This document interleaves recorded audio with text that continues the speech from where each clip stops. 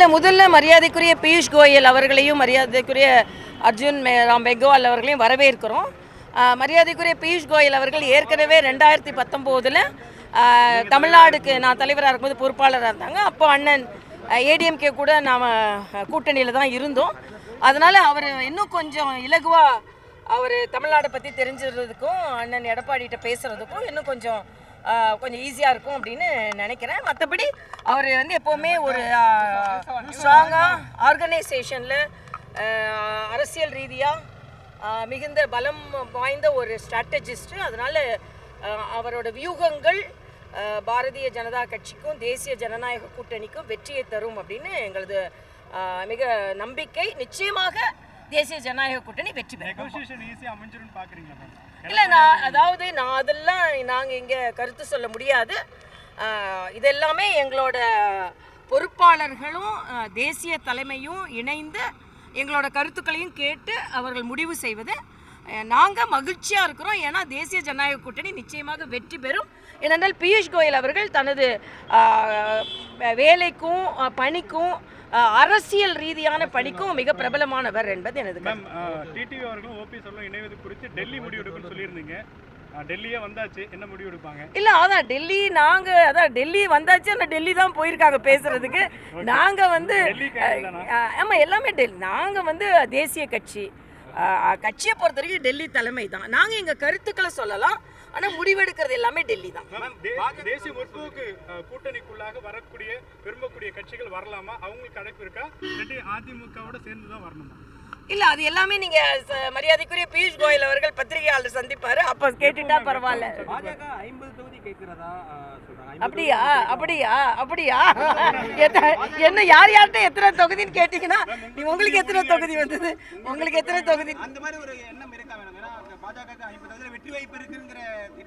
நாங்க தேசிய ஜனநாயக கூட்டணியில் போட்டி போடுவோம். எத்தனை தொகுதி என்பதெல்லாம் அவங்க தான் முடிவு பண்ணுவாங்க. தேசிய தலைமையும் அதிமுக தலைமையும் முடிவு பண்ணுவாங்க. இன்னைக்கு உங்களுடைய பலம் எவ்வளவுன்னு பாக்குறீங்க? எவ்வளவு தொகுதியில பாஜக நின்று வெற்றி பெறக்கூடிய பலம் இருக்கு?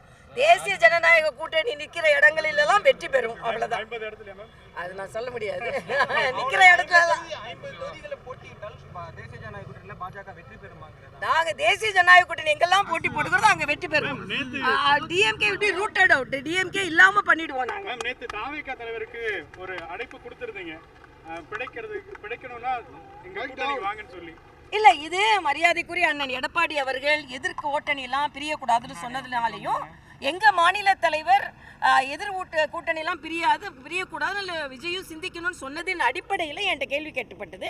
நானும் அது கருத்து என்ன சொன்னேன்னா, விஜய் வந்து திமுகவுக்கும் டிவிகேக்கு தான் போட்டின்னு சொல்லிக்கிட்டு இருக்காரு. அப்படி கிடையாது. தேசிய ஜனநாயக கூட்டணிக்கும் திமுகவுக்கும் தான் போட்டி. அப்போ தேசிய ஜனநாயக கூட்டணியை பலம் பெறுவதாக மாற்றுவதற்கு என்னென்ன முயற்சிகள் செய்வோமோ நாங்கள் செய்வோம். அது தனியாக நின்னா அவர் என்ன நிலைப்பாடு, அதாவது டிஎம்கேவை தோற்கடிக்கணுன்ற ஒரு நிலைப்பாடு தான் அவரோட நிலைப்பாடு. ஆனால் தனியாக நின்னா அது செய்ய முடியுமான்னு அவர் யோசனை பண்ணணும். அதனால ஒரு வியூகம் வகுக்கும் பொழுது எதிர்கூட்டணியில இருந்தா நல்லதுன்னு நினைச்சாருன்னா அதுக்கு அவர் முடிவு செய்யணும். நான் சொன்னேன். இல்ல, அப்படி சொல்லல அவரு. இப்ப இது மாநில நாங்க என்ன இப்ப எத்தனை ஆட்சியிலையா இருக்கோம்? அவரு அப்படிலாம் சொல்லவே இல்லை. திமுக தோற்கடிக்கப்பட வேண்டும் தான் சொன்னாரு. அது சொல்றது சொல்லுவாங்க, பார்க்கலாம். எப்படி வேணாலும் ஆகலாம்.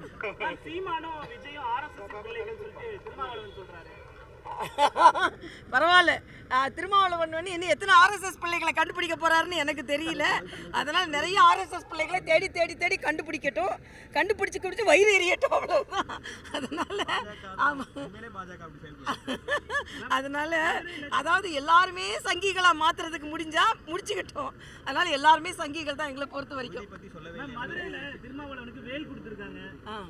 அதாவது யாரா இருந்தாலும் வேலை எடுத்து தான் அரசியல் செய்ய வேண்டும்ன்ற ஒரு நிலைக்கு வந்துட்டாங்க. நாங்க வேலை எடுத்துட்டோம். அண்ணன் திருமாவளவனுக்கு வேலை இல்லாமல் போகிறது என்பதை வேலை வைத்து கொண்டு காண்பிக்கிறார்கள். அப்படிதான் நான் சொல்லுவேன். என்ன கேட்டா இன்னைக்கு எல்லாரும் இந்து மதத்தை நீங்க நிந்திப்பீங்க, ஆனா வேலை கையில எடுப்பீங்கன்னா அந்த வேலை கையில் எடுக்கும் போதே உங்களுக்கு வேலை இல்லைன்றது வேலவன் சொல்லுவார்னா நான் எடுத்துக்கிறேன். அதனால நாங்கள் வந்து முதலிலிருந்தே வேலை கையில் எடுத்துட்டு இருக்கிறோம்.